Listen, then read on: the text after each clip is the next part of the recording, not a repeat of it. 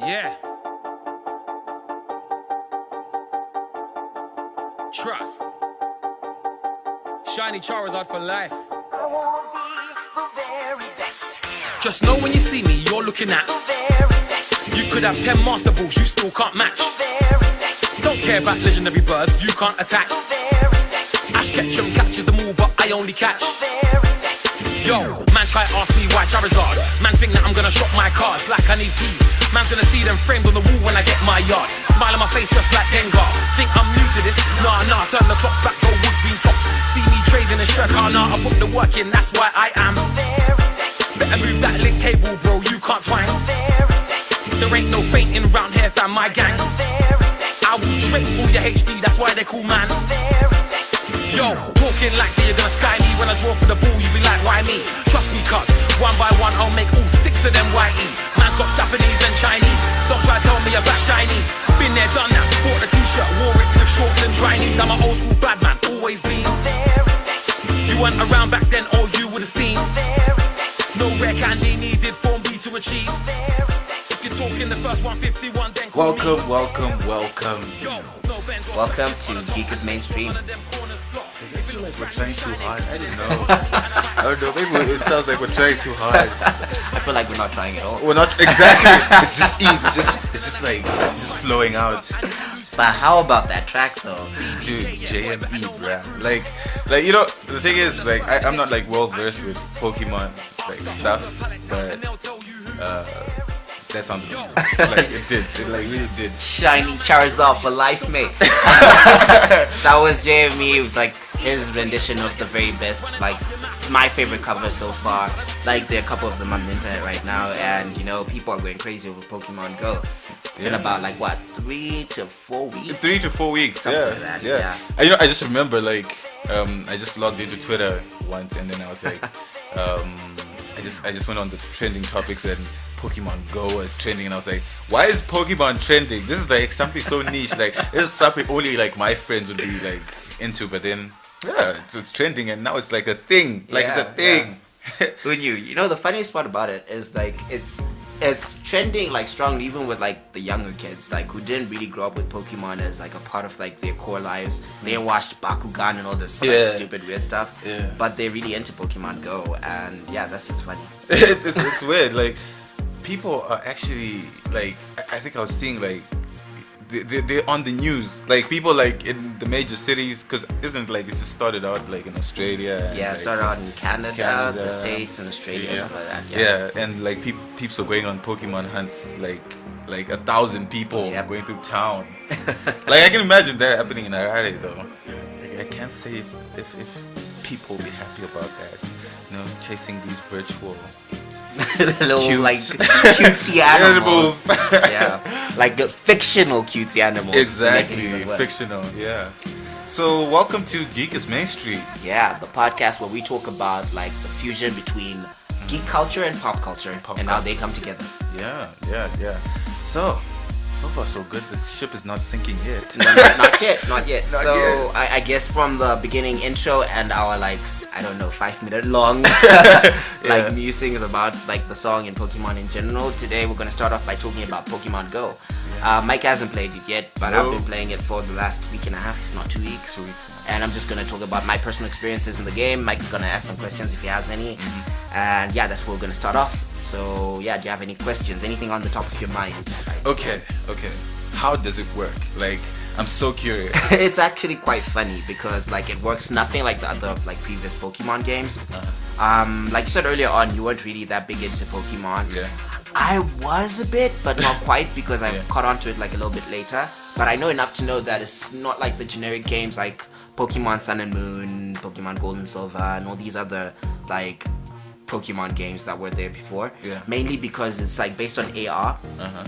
What you have is you've got like a map and you've got your character moving around when you move, and then you bump into Pokemon in the real world, and it's represented in your phone app as like, you know, a Pokemon in augmented reality. So basically you have the camera like you know, showing you what's there in the real world, and then you have like a little 3D sprite of a Pokemon superimposed on that image. So yeah, that's basically how it works.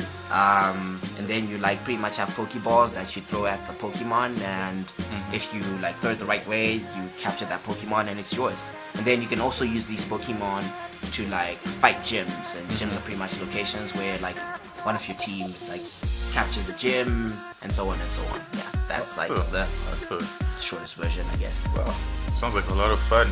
So, what's this concept of Pokestops? Yes, Pokestops. That's a very good question. I guess Pokestops are like places where you can go and gather resources. Really, I think they have two main functions.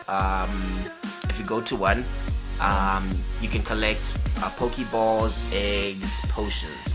Your potions are used to heal your Pokemon or to revive them. Your eggs are used to hatch new Pokemon. And your Pokeballs are obviously used to capture more Pokemon. And then the other function is if you have this thing called a lure, you can like activate a Pokestop to draw Pokemon towards you. And the Pokemon that are drawn to the Pokestop, while it's activated with the lure, are seen by everyone on the map close to that Pokestop. And yeah, you can use that to farm up your Pokemon and get more Pokemon, I guess. Yeah. Oh, that's very dope. Very dope.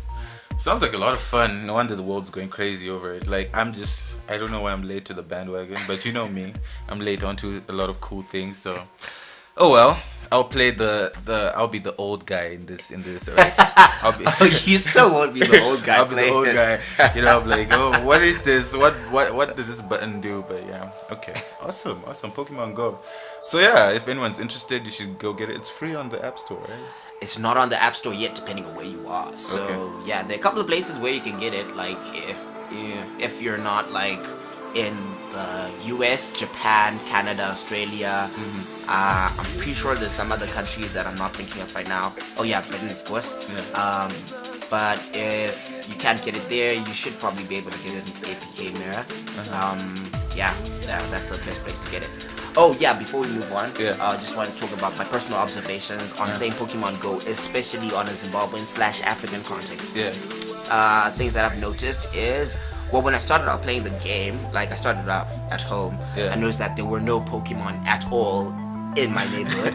But with time, that sort of changed, and I think there's a correlation between the number of Pokemon that's spawned in an area and the number of people that actually play Pokemon Go in that area. So like, if you want to get more Pokemon in your neighborhood, get more people playing it. So yeah, just ask all your friends to start playing the damn game, and yeah, that's the best way to That's the best way to play. Okay.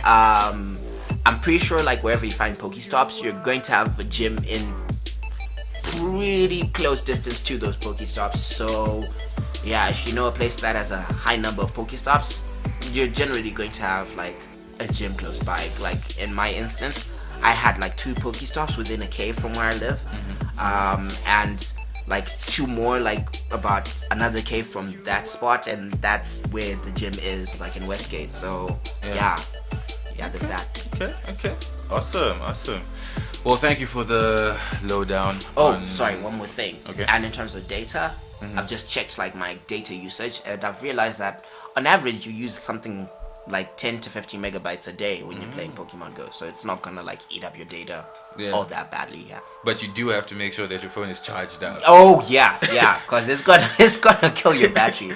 Like 2 hours flat, you're like, your battery's dead. So yeah, carry a power bank, or like, I don't know, have 2 batteries, spare battery or something, because yeah, it's gonna eat your battery.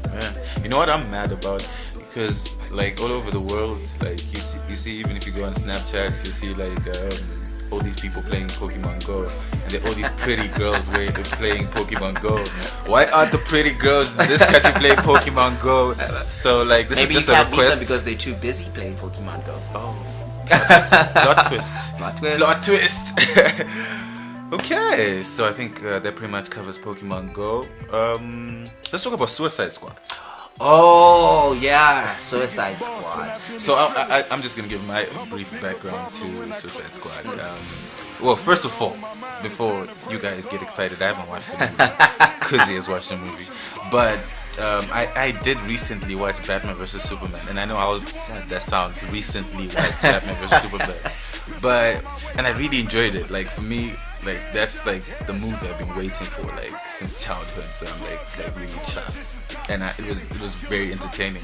So I start seeing these shots for Suicide Squad. It looks amazing. It looks awesome, and I really didn't know much about the Suicide Squad. I actually just watched the animated movie, and I am very much Team DC. Team DC all the way. And so I watched the movie, and the cartoon movie, and it actually looked cool. But I don't know. I don't know. I'm really skeptical about watching the live action one, but it seems like the world loves it. But the critics,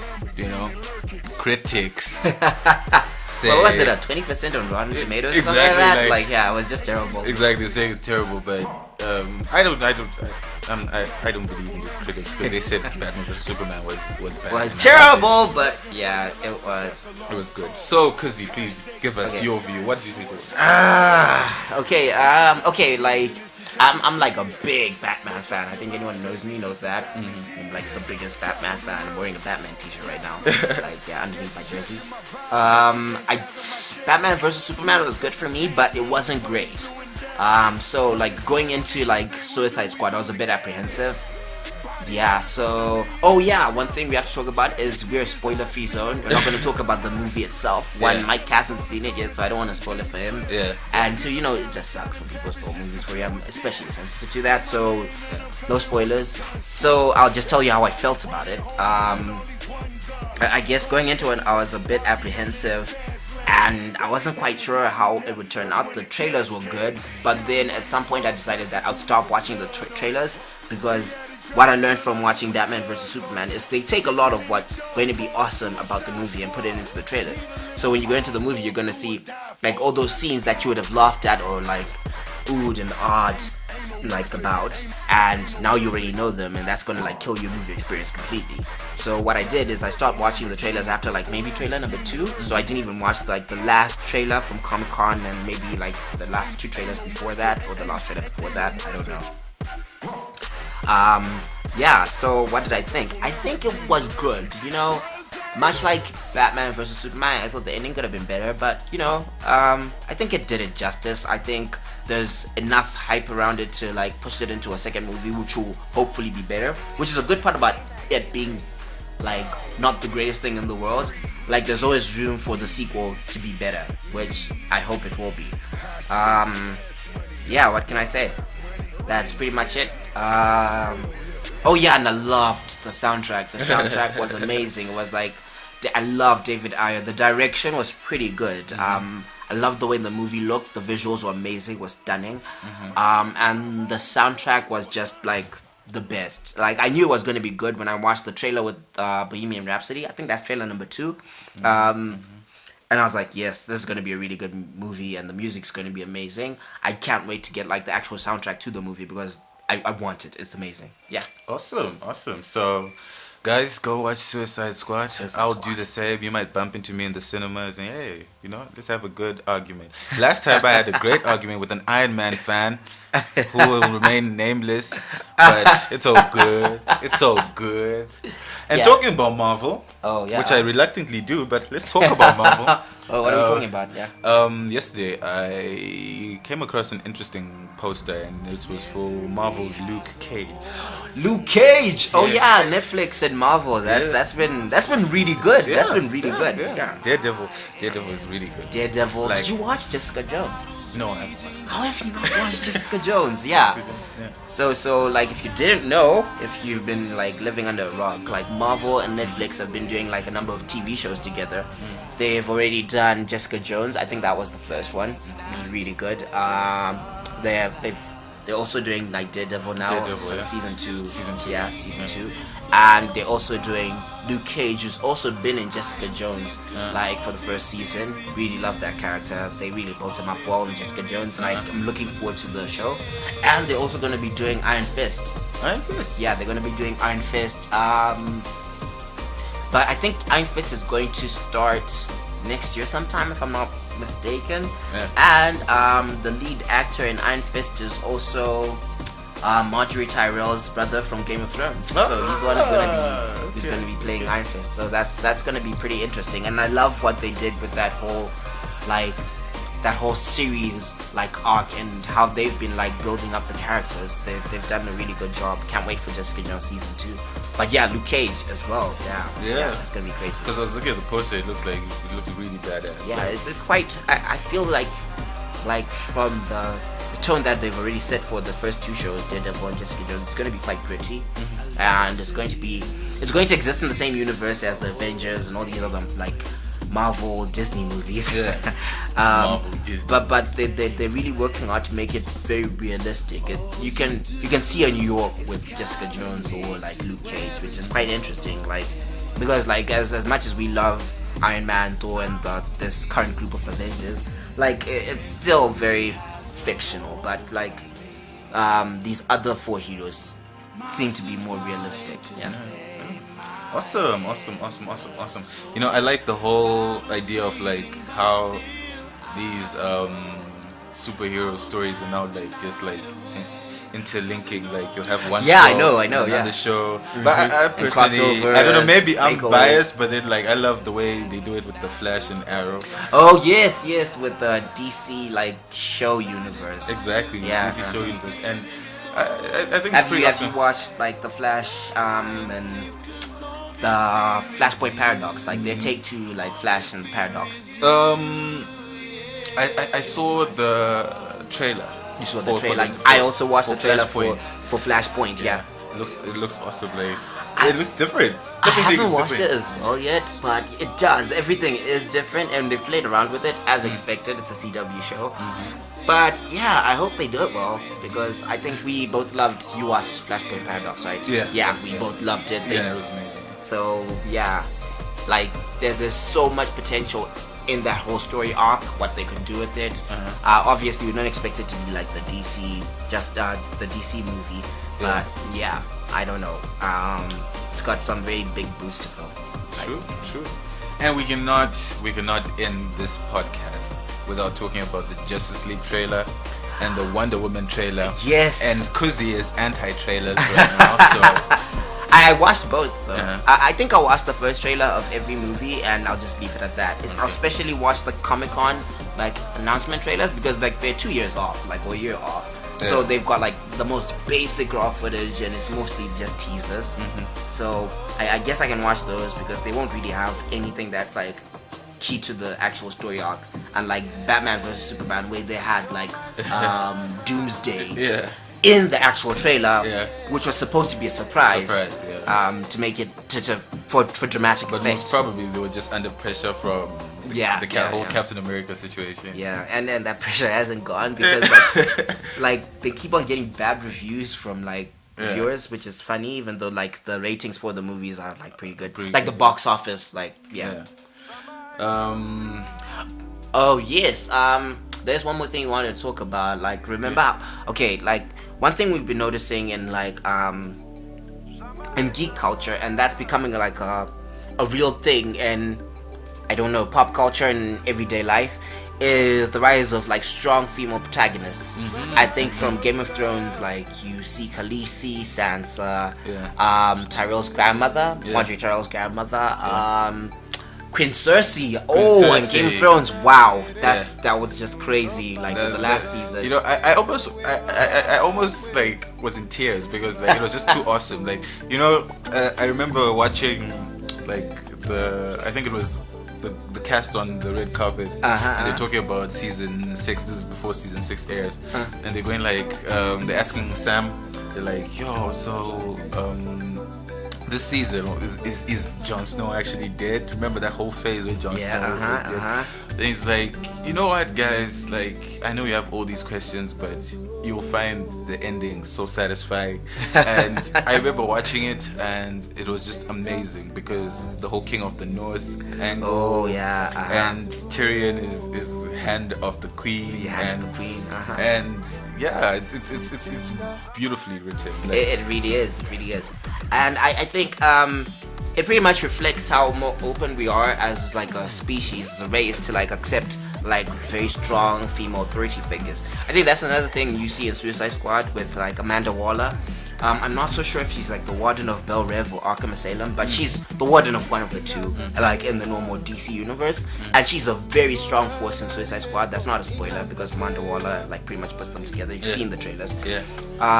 You also find that like in so many other like geek culture type shows, and I think it's also being reflected in Hillary Clinton running for president, as a Democratic candidate, and you see it like, oh yeah, in the UK Theresa May is now guess what, it's now the Prime Minister. So yeah, it's funny how like the things that we find acceptable in geek culture like actually is acceptable in the real world and in everyday life. And I don't know, yay to comics and sci-fi for leading the way, I guess. Exactly, like, and I like the way like geek culture is now very mainstream. Hence the name of this podcast. But yeah, like every other day you see something that's usually was back in the day was very niche. It's now like a big thing, you know. Like I swear, like I remember when I was in high school and we used to look for like anime. Oh yes, we used to look for anime like a manga, and oh my god, it was like terrible. It was such a hunt, and but then, you know, it was really cool because it was sort of like our thing. It really was. Now it's not even. It's just even. Mainstream. Everyone's a geek now. Like let's talk about like even Naruto. Like Naruto is very mainstream now. Like every other person is talking about Naruto. I remember when we watched Attack the Block. Have you watched that movie? I haven't watched it. It's with Finn from Star Wars. Oh, okay. Like like I think that's his breakout movie. And it's basically aliens attack some like, you know, some neighborhood like in the UK, and it's like so he's talking to like one of the kids he's with, and he's like telling him to go home. He's like, so kid, why don't you go back and watch some Naruto? I went punk because that was the first like mainstream movie or like movie where like they made a reference to anime that I can remember, and like I was a big Naruto fan, still am. And yeah, that was just crazy. And now looking today, like you go into a room of people and you say, does anyone watch Naruto? You expect at least like three hands to go up. Like the 10 people, like a third of them like know of or watch anime, but like 7 years ago it wasn't the same, especially not here. Like, and that's pretty crazy. And like with this whole like trend of like DC and Marvel releasing movie and comic book movies, like now people care about all these like obscure heroes that only we used to talk about. So. And you know the funny thing is like still there's gonna be those people who just gonna go walk in while you're watching this anime and they're like, I'm going to my cartoon. They're like, what? You're like so emotionally invested in the storyline that you're just like, it's what? And it's so complex, so intricately like woven, and oh wow, it's like just really funny and frustrating at the same time.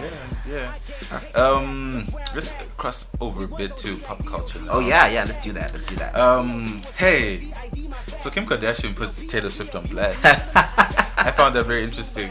I was like, what? Like okay, so pretty much the scenario was Kanye West in his last album, I think the song was Famous. He went in on Taylor Swift and said, I think me and Taylor might still have sex because I made that bitch famous. And I was like, whoa, this is very interesting. Yeah. And then and she was acting like she didn't know what was going on, but she had no idea. It turns out she was in the loop, and Kim Kardashian had the receipts. She had the receipts, and she put Taylor on blast and showed that. Wow, it's just quite interesting. What do you think? I don't know. It's like super funny. I think she's such a media monster, I guess. Like she's big. I'm not a fan or anything. She's big, but she definitely is a media monster. I think she really like wanted to like play the victim, like you said, and like build the situation into something that it wasn't. Because after like, you know, Kim Kardashian released the tapes of them talking to each other, and like Kanye telling her that he would write that in his song. Actually played it to her, didn't he? I don't know. They just talked about the lyrics or something. He played it to her. He says he played it to her. And then like I'm just trying to figure out what her motivation for like saying that she hadn't heard this was. Maybe like after he played and like people reacted, she decided to back out and it's like, nah, this makes me look bad or something. I don't know. Or is it that she wanted to gain publicity? You know what Hollywood says, there's good publicity like bad publicity. Bad publicity. So Yeah, it's interesting times we're living in, and we have the whole Drake situation going on. So pretty much what Drake is doing is going at a radio station, and he wanted to get one of the DJs fired. Yeah. After one of Hot 97's Ebro Darden, who's also like a DJ at Apple Beats Music. One. Yeah, Beats One. Yeah, Apple yeah. Music, Beats One Radio. And pretty much, apparently, he was having a conversation in confidence with Rihanna and Drake. And Drake mentioned how like he's got a verse ready for Eminem. And remember how the world was going crazy, like Drake versus Eminem. That is like insane. So it's quite interesting how like he's having a run of his Summer 16 tour right now in New York, and he keeps on every show he has something to say about Hot 97, and it's quite interesting. Like we're in the era where artists are going against radio stations. I know, right? It's interesting. And the radio's DJ himself, Funkmaster Flex, was actually like iconic DJ by the way. Iconic He's been DJ. there forever. Yeah, forever. Like if you know hip hop, you know Funkmaster Flex. I'm just exactly. saying, yeah. And on his show, he actually went like, you know, Drake, you know why I'm not afraid of you? Because 70% of your fans wear high heels, and the rest are men who wear sandals. Wow. Yeah, That's bird. So it's interesting. I feel like these days artists are doing the most to get their buzz going. Yeah, but actually a counterpoint to that is it's quite interesting how much power radio has lost. Yeah. Because like once upon a time, like an artist would like try and make sure they're on the best terms with like radio stations. Yeah. Because if you didn't like have a good relationship with them, they wouldn't play your stuff, and no one would hear your music. Yeah. But I guess now with like iTunes, Apple Music, Spotify, YouTube, Exactly. like they don't care anymore. Like they can still tour. People will still listen to their music on YouTube if you like don't play them on radio. How many people still listen to radio like normally? Yeah. Most people just listen to radio in the car when they're going to work, and that's pretty much it. Pretty much it. Yeah. So it's just crazy how much that has changed, and now how an artist, just one random artist, can call out a whole radio station and ask them to fire a DJ before he does an interview with them. So yeah, there's that, and that's quite interesting as well. Interesting. Yeah. I think before winding down, I think you should mention your AliExpress experience. Oh yes. so I don't know if you've all heard of AliExpress. It's this online site. I guess from the tone of how we started this conversation, it might sound like it's something negative. It's actually positive. It's positive. AliExpress is this online site where you can buy stuff predominantly from Chinese suppliers. So like this is everything from like electronics to clothes to watches to jewelry to collectibles. They've got like some really cool Naruto miniatures and stuff in there. So I think about 3 months back or 4 months back, like I ordered a camera, like a little action cam from one of the suppliers there, and like it took forever to ship, and like you can check the status of your package, whatever it is, and see how far it's gone. And for some reason it was still stuck in China, and yeah, that got me worried, so I demanded a refund. So you have to go through this like waiting process, like 10 days, where you like wait for your supplier to like answer your complaint and say, oh wait, sorry, we're trying to get this sorted and all that. But if they don't answer that in 10 days, which is what happened in my case, like your refund comes through automatically, and then you have to wait. They said 10 to 15 days, but I had to wait about 20 days to a month, and then your refund will come through.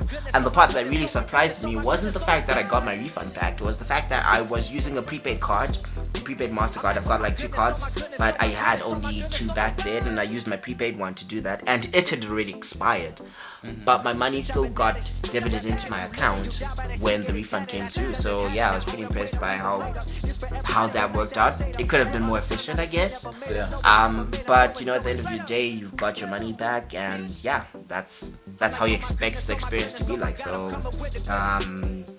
thumbs up for AliExpress and Jack Ma, who I'm a big fan of, by the way. That he was pretty much building up to that. So if you want to buy stuff off of like AliExpress, from personal experience, I can tell you that if the stuff doesn't come through for some reason, like you will get your money back. Exactly. Right? AliExpress, where you can get. They're your not paying refund. us for this, so yeah. Just saying, yeah. Okay. So, guys, thank you for listening. It's been great. It's been great, guys. Yeah, please just share the podcast. If you have anything you want us to talk about, Yeah. definitely hit us up on our page Hype Hype on on Facebook. Facebook. You can find us on our Twitters. Mike's Twitter is At Six the Law. at 6 the Law. Mine's a bit of permission. I might have to change it, but it's at Kuzzy the Awesomest. Spelled KUZYTHEAW. Skip the E. SOMEST. Kuzzy the Awesomest. Exactly, and pretty much by the time you hear this, obviously we're gonna just have places you can just hit us up on Instagram, and we'll just make it very convenient for you guys to get in touch with us. Yeah. And yeah, geek on. I I felt like it was right. It felt right. Yeah, geek on. Geek on. Yeah. I guess that's it. It's a wrap. Bye.